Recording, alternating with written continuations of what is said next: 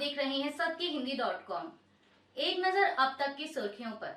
देश के दो राज्यों छत्तीसगढ़ और मिजोरम में आज मंगलवार 7 नवंबर को विधानसभा चुनाव के लिए वोटिंग जारी है। बता दें कि जहां छत्तीसगढ़ में 2 चरणों में चुनाव होना है, तो वहीं मिजोरम में आज एक ही चरण में चुनाव होगा।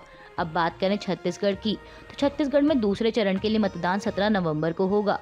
ऐसे में आज हो रहे मतदान को सुरक्षा पूर्वक संपन्न कराने के लिए 60,000 सुरक्षा बलों की तैनाती की गई है, क्योंकि कई नक्सल प्रभावित इलाकों में भी वोटिंग हो रही है।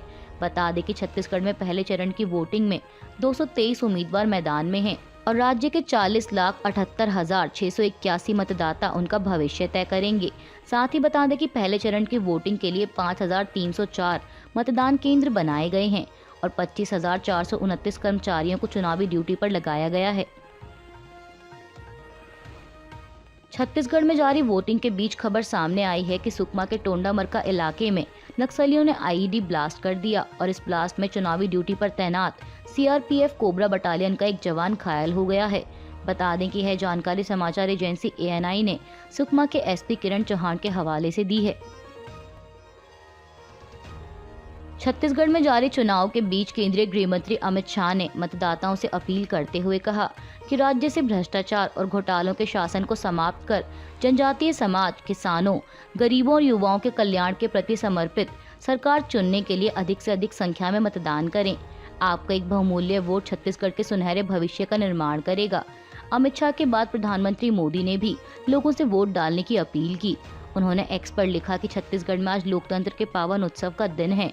विधानसभा चुनाव के पहले चरण के सभी मतदाताओं से मेरा अनुरोध है कि वे अपना वोट जरूर डालें और इस उत्सव के भागीदार बने।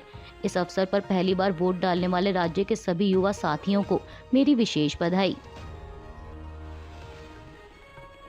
अब बात करें मिजोरम की, तो यहाँ की भी 40 सदस्यीय विधानसभा सीटों पर मतदान जारी है और मैदान में उतरे 174 उम्मीदवारों का भविष्य मिजोरम की 8.57 लाख से अधिक जनता करेगी।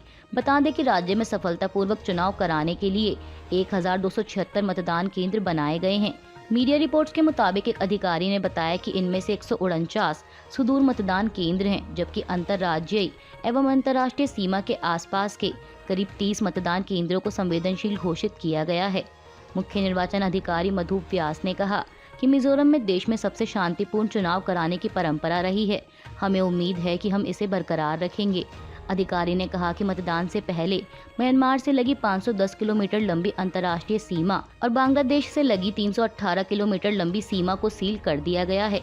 इसके अलावा असम के 3 जिलों, मणिपुर के 2 और त्रिपुरा के 1 जिले से लगी अंतर्राज्यीय सीमाएं भी बंद कर दी गई हैं। अधिकारियों ने बताया कि कम से कम 3,000 पुलिस कर्मियों और केंद्रीय सशस्त्र पुलिस बलों के 5,400 कर्मियों को चुनावी ड्यूटी पर तैनात किया गया है।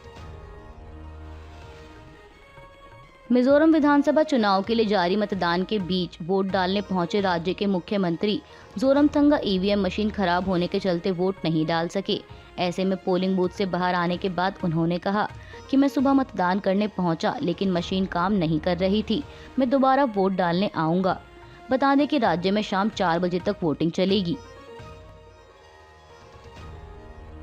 मिजोरम विधानसभा चुनाव में मतदाताओं से वोटिंग की अपील करते हुए कांग्रेस नेता राहुल गांधी ने कल सोमवार रात एक्स पर लिखा कि मिजोरम के मेरे भाइयों और बहनों, जब आप कल वोट देने जाएं तो कांग्रेस को वोट दें। हम आपकी संस्कृति, भाषा और परंपराओं की रक्षा करेंगे। कांग्रेस नेता ने लिखा कि यह मेरी गारंटी है। महादेव गेमिंग ऐप पर जारी विवाद के मामले में महाराष्ट्र के पूर्व मुख्यमंत्री और शिवसेना यूबीटी प्रमुख उद्धव ठाकरे ने बीजेपी पर निशाना साधा है। उन्होंने कल सोमवार 6 नवंबर को कहा कि वैसे तो छत्तीसगढ़ के मुख्यमंत्री भूपेश बघेल बीजेपी में शामिल होंगे नहीं, लेकिन अगर वे बीजेपी में चले जाते हैं तो यह महादेव सट्टेबाजी ऐप हर हर महादेव ऐप बन जाएगा और उनके खिलाफ जारी किसी भी कार्रवाई को वापस ले लिया जाएगा। दरअसल आपको बता दें कि हाल ही में खुद को महादेव गेमिंग ऐप का मालिक बताने वाले शुभम सोनी का एक वीडियो सामने आया है, जिसमें उसने मुख्यमंत्री भूपेश बघेल पर आरोप लगाते हुए कई दावे किए। वीडियो में शुभम सोनी ने कहा कि उसने सीएम बघेल को 508 करोड़ रुपए दिए, बावजूद इसके उसका काम नहीं हो पा रहा और उस पर ईडी की कार्रवाई शुरू हो गई है। इसके साथ ही उसने ये भी कहा कि सीएम बघेल ने ही उसे दुबई जाने की सलाह दी थी। हालांकि छत्तीसगढ़ सीएम ने महादेव गेमिंग ऐप मामले में वांटेड आरोपी शुभम सोनी के दावों का जवाब दिया। सीएम बघेल ने मामले पर कड़ी प्रतिक्रिया देते हुए कहा कि यह कोई रहस्य नहीं है कि ये वीडियो क्यों आया है और कैसे आया है, और यह भी समझना कठिन नहीं है कि एन चुनाव के वक्त पर ऐसा बयान भाजपा को फायदा पहुंचाने के लिए ही जारी किया गया है।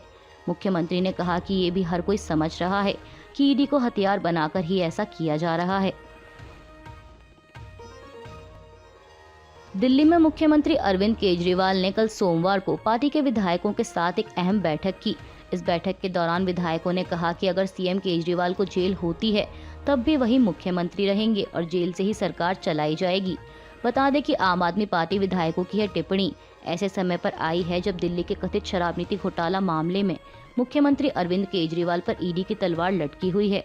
आम आदमी पार्टी का दावा है कि बीजेपी अरविंद केजरीवाल को जेल में डालकर उनसे इस्तीफा लेकर सत्ता हथियाना चाहती है। बैठक के बाद आप नेता सौरभ भारद्वाज ने कहा कि कानून और संविधान में ऐसा कोई प्रावधान नहीं है कि एक सिटिंग सीएम को ट्रायल के नाम पर जेल में डालने की कोशिश की जाए। उन्होंने बताया कि हमने बैठक में कहा कि अरविंद केजरीवाल ही मुख्यमंत्री रहें, अधिकारी जेल में ही जाएंगे, हम कैबिनेट मंत्री भी वहीं काम कराने जाएंगे और जैसा माहौल है हो सकता है कि हम सब जेल ही चले जाएं। ऐसा हुआ तो भी वहीं से सरकार चलेगी, वहीं अधिकारी को बुलाएंगे और जो विधायक बाहर रहेंगे वे जमीन पर काम करेंगे। महाराष्ट्र में 5 नवंबर रविवार को हुए ग्राम पंचायत चुनाव के नतीजे कल 6 नवंबर सोमवार को घोषित किए गए। आपको बता दें कि महाराष्ट्र में रविवार को 2359 ग्राम पंचायतों में चुनाव हुआ था, जिसमें से 2208 के नतीजे कल सोमवार को घोषित किए गए हैं। अब बात करें जीत की, तो बीजेपी शिवसेना और अजीत पवार गुट के गठबंधन ने 1336 ग्राम पंचायतों में जीत दर्ज की है। वहीं महाविकास अघाड़ी यानी कांग्रेस, शिवसेना, यूबीटी और शरद पवार गुट के गठबंधन को केवल 526 ग्राम पंचायतों से ही संतुष्ट होना पड़ा। इसके अलावा 346 ग्राम पंचायतें अन्य के खातों में गई हैं और बाकी बची ग्राम पंचायतों जिन पर अभी नतीजे घोषित नहीं हुए उन पर आज नतीजे सामने आएंगे। सुप्रीम कोर्ट कॉलेजियम ने कल सोमवार को हाई कोर्ट के 3 मुख्य न्यायाधीशों को सुप्रीम कोर्ट का न्यायमूर्ति बनाने की सिफारिश की। बता दें कि कॉलेजियम द्वारा जिन 3 नामों की सिफारिश की गई है उनमें दिल्ली हाई कोर्ट के मुख्य न्यायाधीश सतीश चंद्र शर्मा, राजस्थान हाई कोर्ट के मुख्य न्यायाधीश ऑक्सटाइन जॉर्ज मसीह और गुवाहाटी हाई कोर्ट के मुख्य न्यायाधीश संदीप मेहता का नाम शामिल है। वहीं अब सुप्रीम कोर्ट कॉलेजियम की सिफारिश को केंद्र से अनुमति मिलने के बाद अदालत में न्यायाधीशों की कुल संख्या 34 हो जाएगी, जो कि मौजूदा समय में 31 है। इसके साथ ही बता दें कि कॉलेजियम द्वारा अपने प्रस्ताव में कहा गया है कि लंबित मामलों की संख्या अधिक है और इस वजह से न्यायमूर्तियों पर काम का बोझ बढ़ रहा है। ऐसे में कॉलेजियम चाहता है कि अदालत न्यायाधीशों की पूरी संख्या के साथ संचालित हो, जिससे लंबित मामलों का निपटान समय पर हो सके। तेलंगाना विधानसभा चुनाव के लिए कांग्रेस ने अपने 16 उम्मीदवारों की तीसरी लिस्ट जारी कर दी है। इस लिस्ट में खास बात ये है कि पार्टी ने प्रदेश कांग्रेस कमेटी के अध्यक्ष रेवंत रेड्डी को कामारेड्डी विधानसभा क्षेत्र से टिकट दिया है, जहां से राज्य के मुख्यमंत्री और बीआरएस प्रमुख के चंद्रशेखर राव मैदान में हैं। बता दें कि इस बार मुख्यमंत्री केसीआर राज्य के 2 निर्वाचन क्षेत्रों से चुनाव लड़ रहे हैं। कामारेड्डी सीट के अलावा वे अपनी परंपरागत सीट गजवेल से भी चुनाव लड़ रहे हैं। ठीक ऐसे ही तेलंगाना में कांग्रेस इकाई अध्यक्ष रेवंत रेड्डी भी 2 सीटों पर चुनाव लड़ रहे हैं। इससे पहले उन्हें कोडांगल विधानसभा क्षेत्र से टिकट दिया गया था। क्रिकेट वर्ल्ड कप 2023 का 39वां मुकाबला आज मंगलवार 7 नवंबर को मुंबई के वानखेड़े स्टेडियम में खेला जाएगा। आज खेले जाने वाले इस मुकाबले में ऑस्ट्रेलिया और अफगानिस्तान की टीमें आमने सामने होंगी। आपको बता दें कि सेमीफाइनल में अब केवल 2 ही स्थान खाली हैं, क्योंकि इंडिया और दक्षिण अफ्रीका की टीमें अंतिम 4 के लिए पहले ही क्वालिफाई कर चुकी हैं।